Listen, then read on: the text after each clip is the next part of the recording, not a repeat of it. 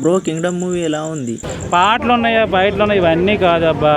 Story పరంగా ఇంకొక బాహుబలిలో మనం ఎలాగైతే హ్యాపీగా ఫీల్ అయ్యామో అసలు బాహుబలి కూడా వద్దబ్బా.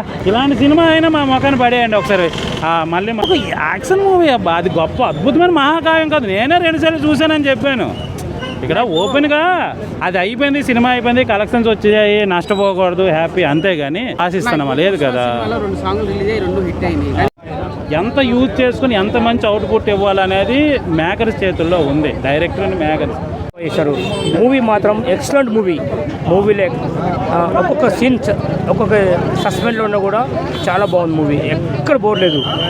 Excellent movie. ఇలాంటి మూవీ మళ్ళీ కాజల్ గారికి ఈసారి మంచి పేరు వస్తుంది, మంచి కాన్సెప్ట్ మూవీ, ఈసారి కంపల్సరీ అవార్డు కూడా వస్తుంది అనుకుంటున్నాను. ఓకే, యాక్టింగ్ మాత్రం ఇరగదీసింది, దుమ్ము లేపేసింది. తక్కువది చాలా బాగుంది, ఎక్కడ కూడా డిసప్పాయింట్ లేకుండా సినిమా మాత్రం చాలా బాగుంది. అంటే దీని మీద అయితే నిజంగా నెక్స్ట్ లెవెల్ చూపించారు. యాక్షన్ సీన్స్ కానీ, బ్యాక్గ్రౌండ్ మ్యూజిక్ కానీ చాలా బాగుంది.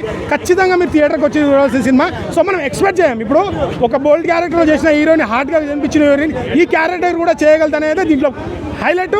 ఇంకో 2 హైలైట్ చెప్పుకోవాల్సింది. క్యారెక్టర్ చాలా బాగుంది, ఖచ్చితంగా థియేటర్కి వాచ్ చేయండి. Thank you.